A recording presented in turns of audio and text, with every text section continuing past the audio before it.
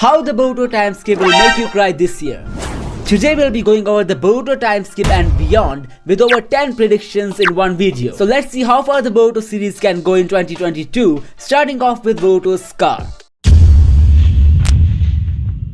The timeskip sequence has shown Boruto having a cut on his right eye. A few years back, there were theories of some Kara members slashing off Boruto's eye just to get rid of the Jogan. But since Boruto's Jogan has not been introduced in the manga yet, this theory has been long debunked, but there's more stuff that we got to know from the author of the Boruto manga, Mikio Ikimoto. Ikimoto says in an interview that the timeskip scene was the idea of Kishimoto himself, and it was kinda rushed, so when the series will make its way to this scene, there could be some slight changes in the designs. Now as we know, Boruto is wearing Sasuke's cape and has a broken headband. These are examples of some designs that could get changed once the timeskip scene arrives. Recently in Boruto chapter 65, Boruto is shown to get overwhelmed by Momoshiki, who makes his mind to kill Code. There is a possibility that Code could use his claws to destroy the Byakugan in Boroshiki's right eye in order to defeat him. But the point that needs to be noted here is that Boruto isn't wearing his headband at this moment, so even if Code cuts his eye, his headband won't be harmed anyway. Maybe that's what Ikimoto meant when he said some designs could be changed when the timeskip sequence will make it into the series.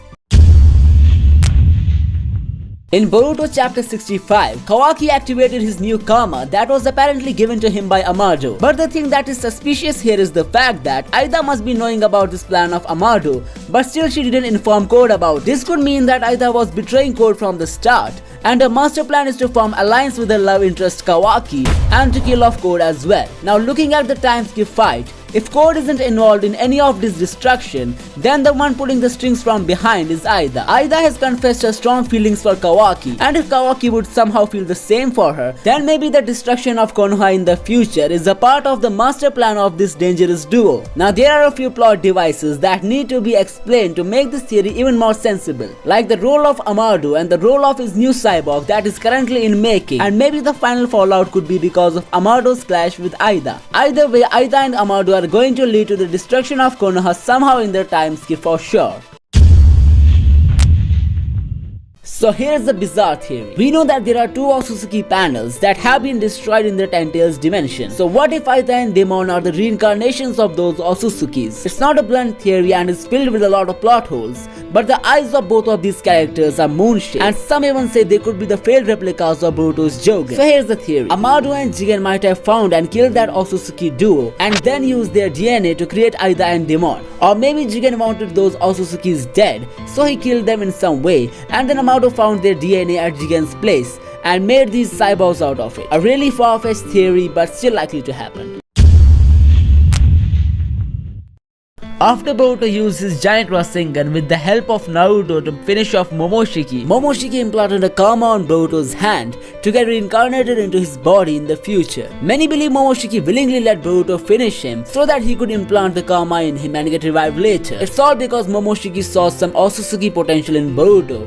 That's what he told him before gifting him with the karma. Momoshiki's master plan here could be to gain access to the divine tree and the chakra fruit of earth, and there could be possibly no better way than implanting a karma into someone to get revived later and give a finishing touch to his master plan.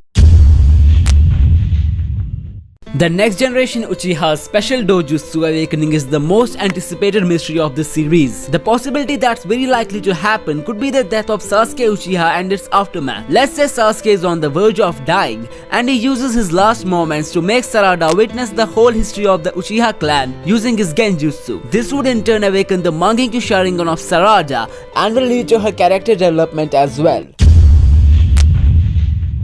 There are not a lot of theories regarding Sarada's EMS awakening, but this one seems very realistic than others. So the theory is Sarada will learn the Byakugo seal from Sakura, and then when she will activate her Mangekyou Sharingan, the healing effects of Byakugo seal will save her from going blind. In this way, Sarada could enjoy the powers of the EMS in her Mangekyou Sharingan without going through the transplant process.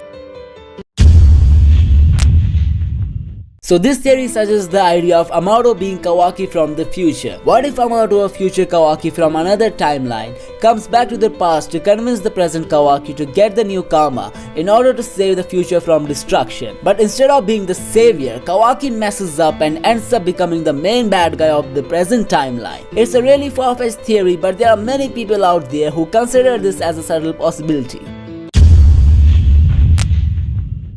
So this theory takes us back to Naruto Shippuden, where Sasuke refused to get an arm implant using the Hashirama cells. Now here's where the twist comes. What if Sasuke didn't implant his second arm because he expected that he would lose his Rinnegan? Now since Sasuke's prediction turned out to be true, maybe in the time skip he got his new arm made of Hashirama cells implanted into his body, which awakened a new Rinnegan in his eye as well. Now the first possibility which could make fans cry reading Boruto this year could be the death of Sasuke. Sasuke's death is probably the most anticipated mystery of the series, and there are too many theories revolving around this possibility. Firstly, talking about how Sasuke might be sacrificing himself in the future, let's take the following scenario. Boruto, the student of the last pure Uchiha, gets overwhelmed by his demon Momoshiki. Sasuke, who gets to see this manifestation of the Otsutsukis, takes the bold decision of keeping his life on line and fighting his own student just to protect the people around him. The fight ends up in Sasuke's favor, but the bad part was that he had suffered a lot of injuries and later succumbed by them as well. There are some major hints in the prologue scene which suggest something obviously happens to Sasuke. I think what is most likely is that Sasuke dies trying to fulfill the promise of killing Boruto when the time comes. So it might be like this: Momoshiki appears and then Sasuke proceeds to fight him. He then dies or is incapacitated. Sarada then learns about Sasuke's death and her Mangekyou Sharingan awakens. It is also possible that when Momoshiki stops his rampage or is stopped, Boruto learns of his master's death, goes rogue to prevent anyone else from being harmed, and as a tribute to his sensei, he inherits his master's sword and clothes. If Naruto would somehow die in the sequel of his own show, then the series is going to have a lot of backlash from fans for sure. Along with the backlash, there is no doubt it will leave many fans crying. Many fans expect Naruto to have an honorable death in Boruto. So let's discuss some of the possibilities that will end up in Naruto losing his life. Let's say Kawaki has been possessed or brainwashed by some other Otsutsukis, which made him take the extreme step of killing Naruto. Amado, who's apparently braving some conspiracy, could be behind this. What if he gave the newcomer to Kawaki in order to bring havoc to the shinobi world and to kill everyone who supported this system? Another theory talks about Naruto dying from the impact of some disease. In Sasuke Retsu's novel, Naruto and Kurama were known to be suffering from a disease that had also affected the Sage of Six Paths. Now since Naruto no longer has Kurama, maybe that disease will cause more uneasiness and pain to Naruto in the future.